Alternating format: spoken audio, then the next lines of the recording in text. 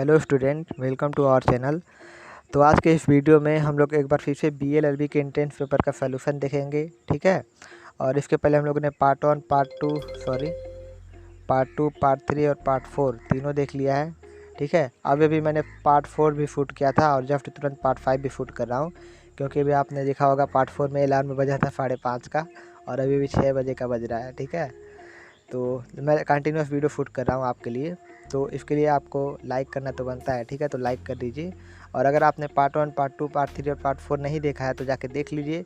और जो इसका मेन बात है, जो इसका PDF रहेगा एंट्रेंस फॉर्म का, एंट्रेंस एग्ज़ाम का पेपर का, ठीक है।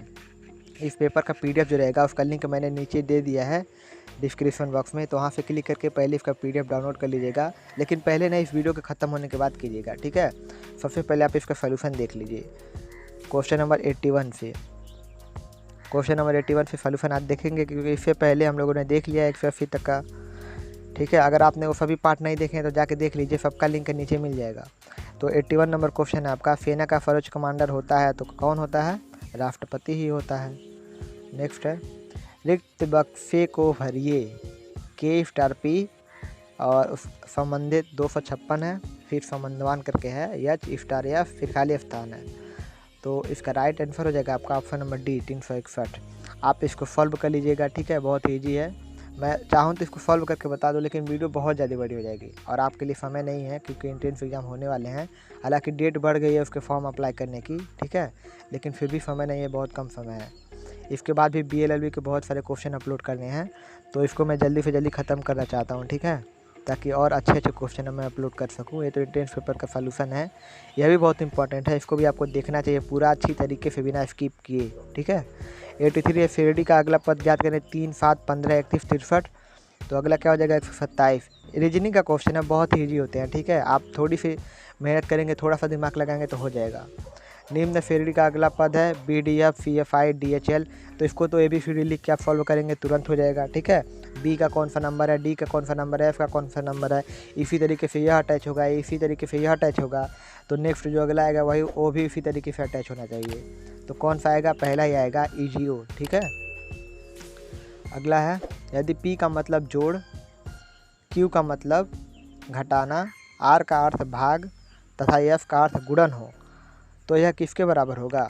तो मान लीजिए 18 है, P का मतलब जोड़ है, 18 प्लस हो गया, 12 है, R का मतलब भाग है, तो भागा बीच में लगा दीजिए, ठीक है। फिर क्या है? 6 है और F का मतलब क्या है? गुणा है, 6 गुणे 2। और Q का मतलब क्या है? Q का मतलब ऊपर ही दिया गया था, Q का मतलब घटाना है, तो 2 - 5। ऐसे करके आप बना लीजिए क्वेश्चन, देखिए कितना ईजी बन गया। 18 + 12 भागा 6 गुणे 2 - 5। तो इसको सॉल्व कर लीजिए, बहुत ईजी, 17 आएगा, ठीक है। Question number option number D आएगा, 17। अगला है, इंदु दक्षिण में 12 किमी चली और वहाँ से उत्तर की ओर 8 किमी चली, तत्पश्चात वह पूर्व की ओर 3 किमी चली। अब वह अपने प्रारंभिक बिंदु से की 4 की दूरी पर है। तो यह बहुत ही अच्छा क्वेश्चन, अगर आप इसको घर पर लगाएंगे ना तो बहुत ही आपको मज़ा आने वाला है, ठीक है। सबसे पहले आप इंदु को यहाँ पे एक पॉइंट पर दर्शा दीजिए, ठीक है। 12 किमी आप इसको कहाँ चलाइए? दक्षिण की ओर। तो दक्षिण की ओर पहले 12 किलोमीटर ऐसे चला दीजिए, किधर भी आप दक्षिण मान लीजिए, वो तो आपके ऊपर डिपेंड करता है। आप मान लीजिए आप इस तरीके से बैठे हो, मैं इस तरीके से बैठा हूँ, ठीक है। तो पहले 12 किलोमीटर दक्षिण चला दीजिए, फिर 8 किलोमीटर वहाँ से उत्तर की ओर चला दीजिए, जिधर उत्तर पड़ेगा। ऐसे करके आप इसको सॉल्व करेंगे तो right answer option number B आएगा, 5 किलोमीटर दक्षिण और पूर्व की दिशा में। निम्न चित्र में त्रिभुजों की संख्या ज्ञात कीजिए। तो बहुत ही अच्छा क्वेश्चन है, ठीक है। यह त्रिभुज कैसे ज्ञात करते हैं, आपको इसका फार्मूला भी पता होगा, नहीं पता है तो आप लोग यूट्यूब पर डालिएगा ना, तो बहुत सारे वाईफाई स्टडी के चैनल पर बहुत सारे आपको वीडियो मिल जाएंगे, कहीं से भी आप देख सकते हैं। मैं भी बना दूंगा कोई, अगर आप कमेंट करेंगे तो, ठीक है। तो इसका राइट आंसर हो जाएगा आपका ऑप्शन नंबर बी, 16। 24 घंटे में कितनी बार घड़ी की सुइयाँ सरल रेखा में होती हैं? कितनी बार होती हैं बताइए? ऑप्शन नंबर डी, 22 बार होती हैं 24 घंटे में, ठीक है। किस रेखा में? सरल रेखा में। अगला क्वेश्चन देख लेते हैं, क्वेश्चन नंबर 89। यदि एक महीने में तीसरे सोमवार के बाद तिथि 19 है तो 5वें शुक्रवार के पूर्व दिन की तिथि क्या होगी? यह भी कैलेंडर का क्वेश्चन है, रीजनिंग का ही है, ठीक है। तो इसका right answer option number B, 28 को। यदि गुणा का अर्थ भाग करना हो, घटाने का अर्थ गुणा करना हो और भाग का अर्थ जोड़ना हो तथा जोड़ने का अर्थ घटाना हो, तो इसमें चेंज करके आप निकाल लीजिए क्या आंसर आएगा, 2 आएगा। ठीक है, कैसे सॉल्व करना है, तो जहाँ जहाँ इसमें गुणा है वहाँ भाग कर दीजिए, जहाँ जहाँ घटाना है वहाँ गुणा कर दीजिए, जहाँ जहाँ भाग करना है वहाँ जोड़ दीजिए और जहाँ जहाँ जोड़ना है वहाँ घटा दीजिए यहाँ पर। ठीक है, तुरंत आप इसको जैसे मॉडिफाई करेंगे तुरंत आपका आंसर 2 आ जाएगा। अगला है, दी गई श्रृंखला में गलत संख्या ज्ञात कीजिए, तो गलत संख्या 64 होगी। ठीक है, ज्ञात कर लीजिएगा, रीजनिंग का ही है। नेक्स्ट है, एक विशिष्ट कोड में इसको यह लिखा जाता है, इसको यह लिखा जाता है, तो इसको क्या लिखा जाएगा, ए बी सी डी करके लिखा जाएगा। ठीक है, ए बी सी डी लिखेंगे, जैसे ए का कोड क्या होगा 1 होगा, बी का कोड क्या होगा 2 होगा, सी का क्या होगा 3, ऐसे करके F Z तक लिखेंगे और उसके हिसाब से आप इसको यह दर्शाएंगे, इसको यह दर्शाएंगे, तो इसको उसी बेस पर दर्शा देंगे कि तो क्या आएगा 5647 आएगा। ठीक है, रीजनिंग का है। निम्नलिखित प्रश्न में दिए गए विकल्पों से शब्द का चयन कीजिए, तो घर का अगर संबंध रसोई से है तो पौधे का संबंध किससे होगा, जड़ से होगा, है ना। घर का जिस तरीके से संबंध रसोई से है उसी तरीके से पौधे का संबंध किससे है, जड़ से है। नेक्स्ट है, यदि आल 25 एवं नाव 52 हो तो नन क्या होगा, ए बी सी डी करके लगा लेंगे आप। ठीक है, इसका 48 आएगा। नेक्स्ट है, अज्ञात मान ज्ञात कीजिए, तो अज्ञात मान इनमें से क्या हो जाएगा, इसके बीच वाला 4/9, 9/20 के और 39/86 के बीच का क्या होगा, तो 19/42 होगा। ठीक है, और अगला है, 8 संबंधित हैं 128 से, उसी तरीके से 6 संबंधित होगा किससे, तो 72 से संबंधित होगा। ठीक है, अब 8 128 से किस तरीके से संबंधित है आप ज़रा सोचिए और कमेंट में बताइए। ठीक है, 8 किस तरीके से 128 से संबंधित है और उसी तरीके से 6 72 से कैसे संबंधित है। ठीक है, अगर 6 का 12 बार गुणा करेंगे तो कितना आएगा, 6 का अगर 12 बार गुणा करेंगे तो कितना आएगा, 72 ही आएगा ना, 72 आएगा। ठीक है, सॉरी एक सेकेंड, कहाँ से रुकेगा, हाँ, तो मैं आपको बता रहा था कि कैसे इस क्वेश्चन को सॉल्व करना है।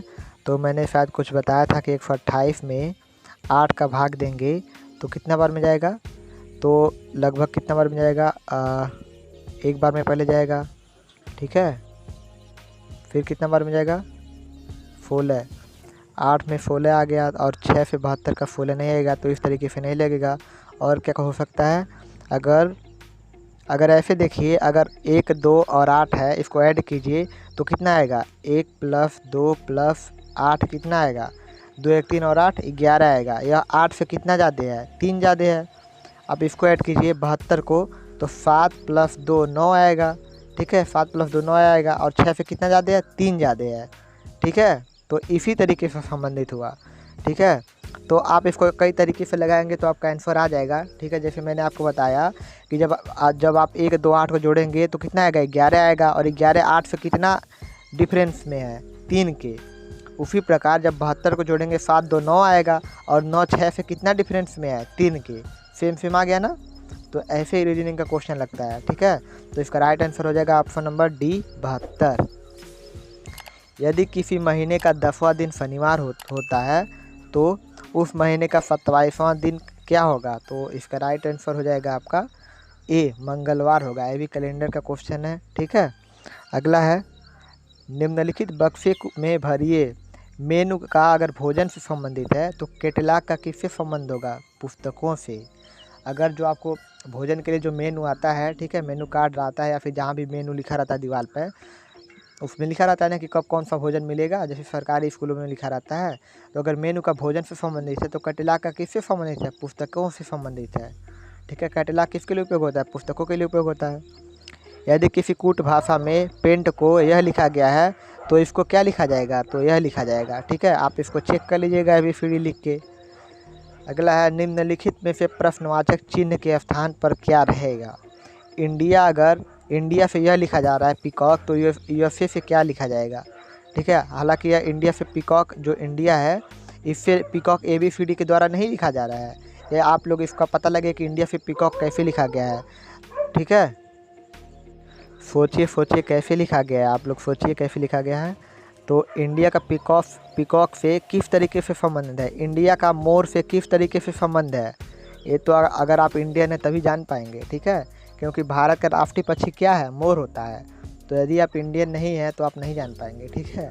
और अगर आप नहीं जानते हैं तो आपका इंडियन होने पर गर्व नहीं होना चाहिए, पहली बात, क्योंकि अगर आपको भारत का राष्ट्रीय पक्षी नहीं पता है तो बहुत ही बुरी बात है, ठीक है। यह एक तरीके से देशद्रोह का काम है, ठीक है। तो इंडिया का पीकॉक से किस तरीके से संबंध है कि क्योंकि भारत का राष्ट्रीय पक्षी मोर है, तो यूएसए का राष्ट्रीय पक्षी क्या है, बेल्ड ईगल होता है, ठीक है। क्या होता है, बेल्ड ईगल होता है, ठीक है ना। तो आपका 100 नंबर क्वेश्चन समाप्त हो गया और इसका पीडीएफ का लिंक आपको नीचे मिल जाएगा डिस्क्रिप्शन बॉक्स में, तो जाके वहाँ से डाउनलोड कर लीजिए, ठीक है। तो अगर आपने वीडियो को लाइक वाइक नहीं किया तो लाइक कर दीजिए, और यदि आप इस चैनल पर नए हैं तो चैनल को भी सब्सक्राइब कर लीजिए। और इसके बाद भी बहुत सारे क्वेश्चन आएंगे BLLB के, तो चैनल को सब्सक्राइब करना तो बनता है, ठीक है। तो आज के वीडियो में बस इतना ही, मिलते हैं आपसे अगली वीडियो में। Thank you so much.